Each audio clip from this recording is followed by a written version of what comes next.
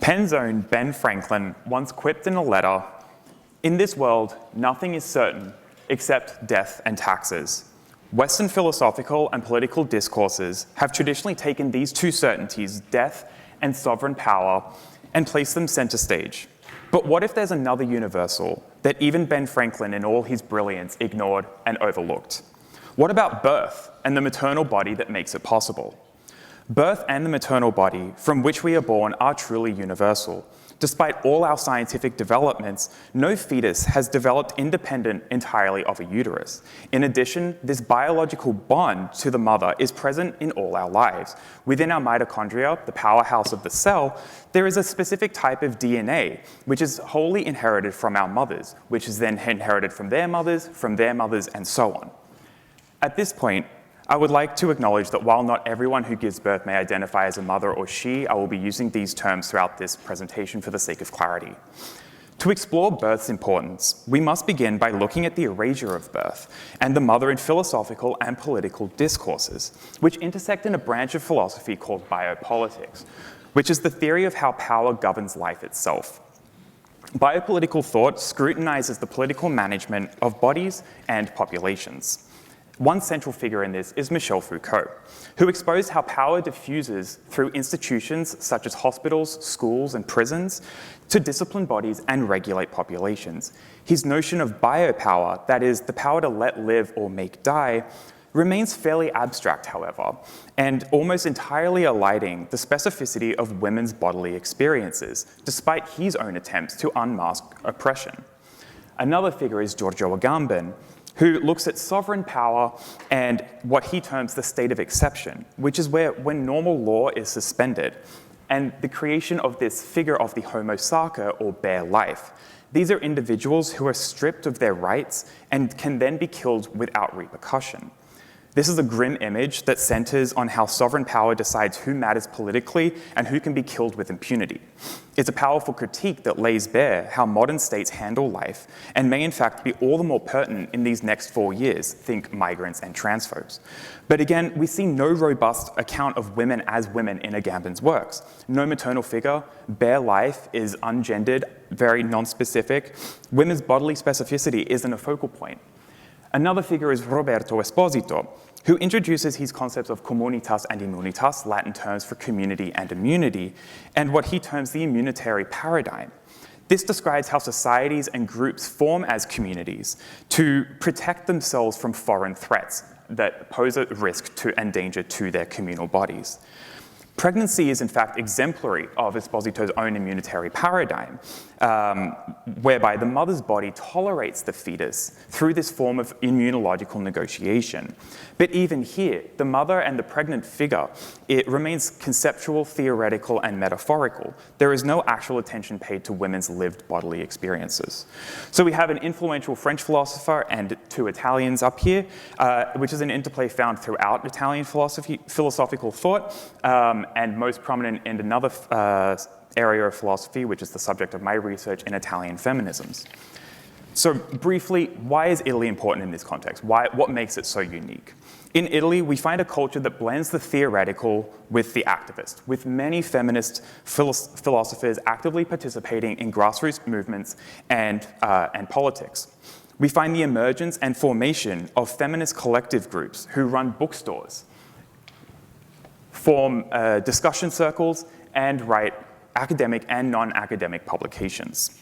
And it is here that we see the concept of plurivocità, or the multitude of voices, which becomes so fundamental. The woman mother thus reappears not as a silent victim, but as a manifold speaking subject. Not just one woman or mother, but many, each with her own story, autonomy, fight, and relationship to birth. So at this point, we ask, why is birth so important to this? Well, there are 3 main reasons, 2 of which we've already briefly looked at. One, it's an overlooked beginning. We're all born. It's the beginning of new life, new possibilities, new relationships. It highlights the maternal neglect that has so often been ignored in philosophical and political discourses. But thirdly, it provides a generative counterbalance.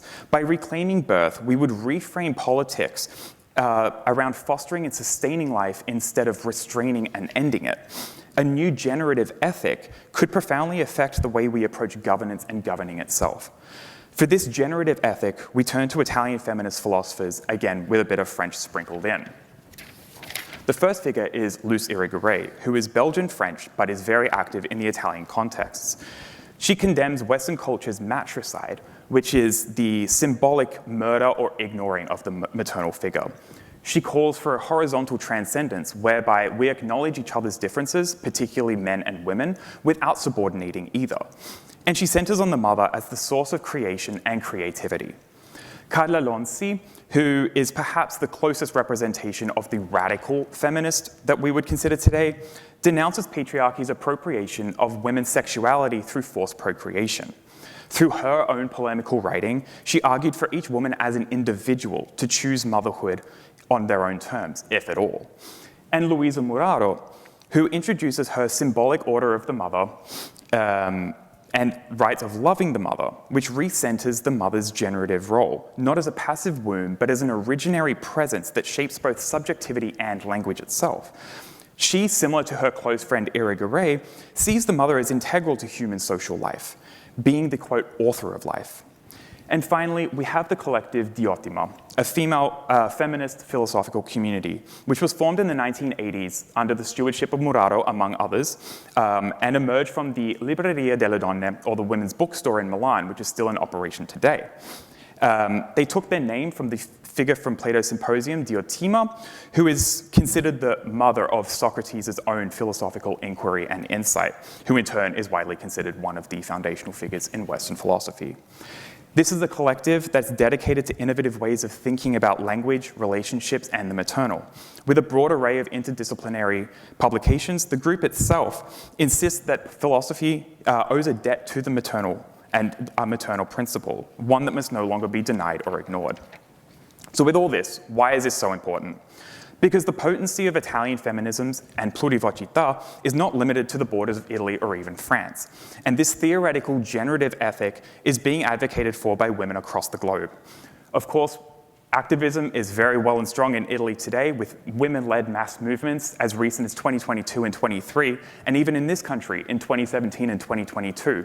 But it extends beyond that into the United Kingdom, in Ireland and Northern Ireland, in Australia, beyond the English-speaking world, in Mexico, in Poland, in the global south, in India, Nigeria, Kenya, even in places where protesting is not legally protected and women literally risk their lives and livelihoods, such as in Myanmar, Iran, and Afghanistan.